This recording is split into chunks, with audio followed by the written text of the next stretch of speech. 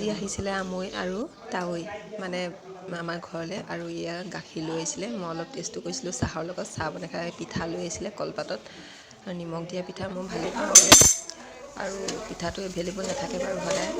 আৰু তেওঁলোকলৈ মই ৰুটি চুটি বনায়ো আছিলোঁ। ইফালে মায়ে বনাবলৈ ক'লে টাৱা এখনতে, কাৰণ ৰিফাইন নাছিলে উপায় নাই।